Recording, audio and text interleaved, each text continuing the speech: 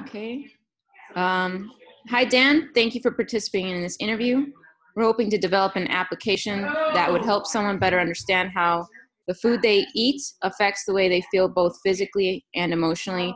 And your feedback will help us learn more about the food tracking process and how we can make that easier. So we're gonna go like this. All right. Preliminary questions first. Have you ever done any food tracking where you to keep track of what you're eating or what you're drinking, that kind of thing? Like, what was the reason for that? Yeah, I did it for I'd probably say about 3 months, where I tracked how many calories I was taking in a day. Okay. There was an app that I used. I can't remember the name of the app, but I would program it in every day. What I found was eventually it just became too much to compute for me. Like, I didn't like punching in all the different types of putting in every amount of food that I had. So what I did was I got used to knowing how many calories were in certain types of meals. Okay. And then I just rough estimated after that. So what you're saying is that there's too many details to enter into whatever this application was that you were using. I didn't like it being such a big part of my life where I would like have to go onto my phone and every time I ate something, go punch in X, Y, and Z. X, Y, and Z to say this many calories. What I did do is I used that application to come up with this type of meal. For instance, a chicken breast with vegetables or whatever would be approximately 500 calories. Mm-hmm. And then I would base that off of 3 meals for the day and do it that way. Okay. Did you ever have to track any water or beverages? Did you have to like watch how much you were drinking or anything like that? No, I eliminated pretty much everything except for water. Water. And, okay. I would drink water as much as I wanted. Okay. Have you had any specific adverse reactions to certain types of foods in your life? Things like indigestion and stuff went away when I started eating a much cleaner diet. Okay. I started feeling better. And actually, as far as a beverage, had about 3 years ago, I developed gout. Okay. And it happened, and I wasn't even sure what it was. I went to the doctor, and they thought that's what it was. And then I got it again about 3 months later. And I'm like, I don't have that bad of a diet to be getting gout. Mm-hmm. And I actually correlated it to coffee, which sounds crazy. Okay. But it was based on hydration. And so I would drink a lot of coffee. I'd probably have 5-6 cups of coffee a day. Okay. So it wound up that that's all I was drinking. And then I quit. I didn't want to go on medicine. Yeah. So I quit coffee and just switched that with water. And I have been 3 years without an incident. Oh, wow. Okay. So it's not something somebody would normally think of, like coffee isn't ever related to that, but it was just a dehydration thing. That's what was causing that extreme of a situation for me.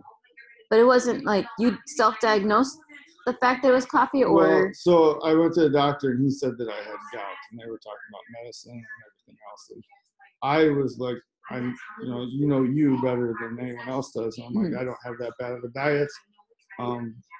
So elimination, I'm like, well, this is what it is. You know what? Yeah. I think if it's going to be by dehydration, which is a small percentage of gout cases, I need to look in my life, what do I have an extreme thing of? And that was coffee. So not to say that I couldn't necessarily maybe have gone to 1 cup of coffee a day and still be okay, but I just eliminated it because I wanted to see if that's what it was. Okay. And it did go away. Like I never got it again. You still don't drink coffee? No, I don't. Okay. Have you ever tracked like sleep activity or anything like that? Yeah. I have that on when I was training for the Ironman, I bought a watch that did that, so it would come up with like how many hours of sleep you would get and that type of thing. Okay. Did you ever have to enter in any information for that sleep, or did it just happen? Like it just knew? It just registers it off of somehow off of your watch. that knows that you're sleeping based Okay. on heart rate and everything else probably. And no, the answer to that is no, and I really liked that part of it. Like, It's just seamless. it's done. Yeah, it's done for me. Have you ever had to use any kind of app to track anything besides food or besides sleeping or anything of that nature? Like All as far as workout based. workout based? Yeah. And can you walk through that process of like, how did that work? So you would do the workout and then track on the app, or would you write it into the app and then do the workout? No, it's a Garmin, but it's much like an Apple computer where I would punch in if I'm doing a specific workout, what it would do, and it tracks a ton of data, probably more than you need. Okay. But it does it all for you. Times and everything else, you're just looking up at your results afterwards, which is fantastic. I mean, that's the way I like it to be. Would you say that you're more of like a database type of person? You rather have a database there to help you through your process versus having some sort of dumbed down version of the information that you're looking for? Yeah, I like to see the data and then I'll interpret that the way that I want. Like, I don't want to have to punch something in. That's my biggest thing. And with the computer watch, it does it all. And then I can just look and see what my trends are, what my speeds are, all of that. Have you ever, perhaps not necessarily tracked how you feel, but ever like make note of how you're feeling throughout a certain, I don't know, like that cycle that you were training for? Did you ever note if you felt certain ways doing certain activities versus other ways? Yes. And a lot of that is exercise based, as oddly as they're seeming, probably less than what you would think. So first of all, eliminating carbs and sugar, you just feel way better. Okay. The problem with that is unless you're around people that are doing the same thing, that's a very hard lifestyle to maintain because it's just not the American diet, right? Right. So you end up being an outsider. So I had quit alcohol, carbs, and sugars, and it was basically just eating meats, fruits, and vegetables. Okay. And you feel great. When I did that also with a workout program where I was working out high intensity training only once a week. Okay. So, and it was a book called Body by Science, which I think is fantastic. But I lost the most weight during that time period, and I felt the best. Okay. When I'm working out for the Ironman and working out on a constant basis, you feel worn down more. Okay. So I actually had put on more weight while I was doing the Ironman, and no matter what I did, I could never get down again. And I think that has to do with you just have to eat more calories because you're burning so much more. Like when I was working out once a week with the high intensity training and eating, you didn't feel hungry and you didn't have that problem, and I lost more weight. But once I probably gained 10 pounds or 8 pounds and no matter what I did, if I ate clean or if I ate bad, I'm still, because of the workouts that I was doing, I would just maintain. The problem with that is that your body feels constantly worn down because you're working out all the time.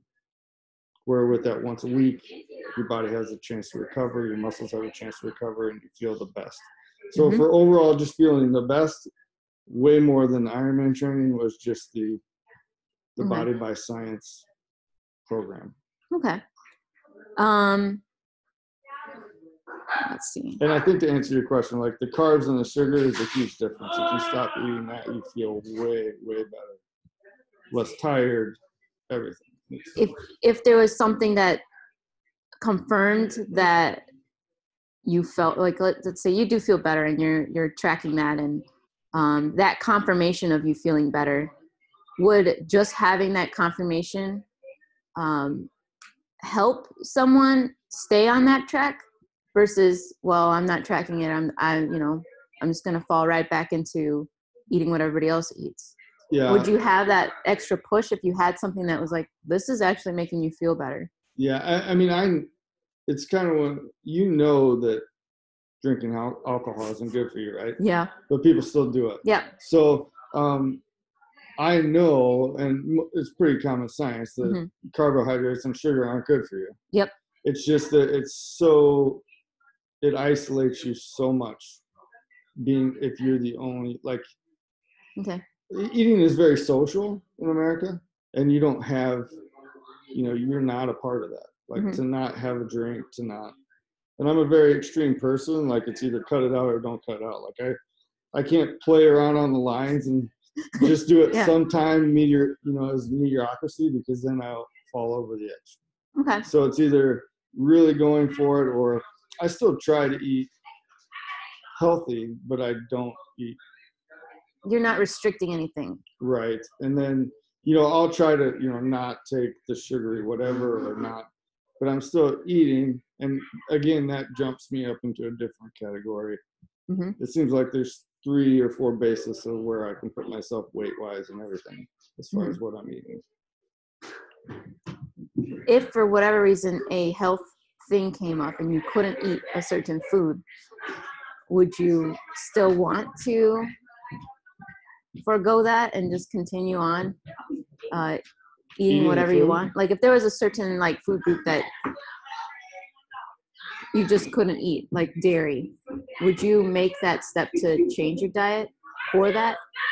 Yeah, absolutely. And I kind of done that with the coffee. I like coffee. Yeah. I could probably do it, a cup a day, but then again, I'm the type of personality, I don't know if you want to call it addictive personality, but then you'll wind up, well, something comes up, I'll have 2, and then the next thing you know, and you have 6 cups. Then you have gout again, right? Okay. So yeah, I would totally change it. I have tried to now. My wife and I are still we're trying to eat healthier, but I would definitely change it. I wish, I guess, the societal norm would change more, because then it's not so difficult. Like, eating is something we do at least 3 times a day. Yep. And you do it with all kinds of family members and everything else, and the social norms are just not eating healthy here. So I would say it's worse than like especially not in Wisconsin, like not drinking. They look at you like you have leprosy. Like, if you show up somewhere and you're not drinking, like, you wind up starting not to get invited to parties. You get, it's insane. Yep. So it's much more of if we could change as a whole group of people, it would be very easy for me to eat cleaner. It's more of a social thing that I eat. Even the bad stuff that I do now. And the more that you eat of those, the more that you want them. They're very addictive. That's true. You cut something out and you just have that one taste, and there it goes. Yeah, like sugar is more addicting than cocaine, they say. So, if you were to track your food, what do you think would be the most important thing for you to know while tracking your dietary habits, if you were to? Like, is there anything that you would really want to know about? I think it's the sugar and the carbs. The sugar and the carbs. Like, I really feel that you can eat a lot of meat, fruits, and vegetables. Like, more so not restricting yourself as far as caloric intake, even, especially, I don't know about for women, but for a guy, like, eating protein for me and fruits and vegetables, I'm full and I will lose weight. Okay. Or gain muscle. But if I'm taking in carbs and sugar, like, I don't see any benefit to that. So that would be the one thing that I would want to track. Okay. I try to just kind of eliminate it now without computing anything in, because I don't like computing things in. Yeah. But those would be the big things. What if you were to take a picture, for example? Take a picture of what you're eating. What I'm eating? Yeah. Instead of having to type it in, what if it was a picture? And then it tells you what it is? Yeah. Yeah, that would be great. I think that app that I was on had something like that, but the problem is then the database for it isn't there. Okay. Yeah, I would take a picture, if the database was big enough, but then winds up starting to ask you more questions, or it doesn't understand what it is, or it has to be easier to use as well. Like I'm a person that I have to go on diet and can't go on medicine because I would never take my medicine. I just don't want those things to do. Not that I don't agree with medicine, just that I don't want that in my daily routine. Okay. Let's see.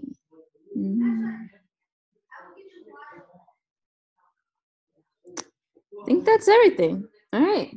Thanks. Okay. Yeah. Thanks, Dan. You're welcome. Good luck. All right. Bye, guys.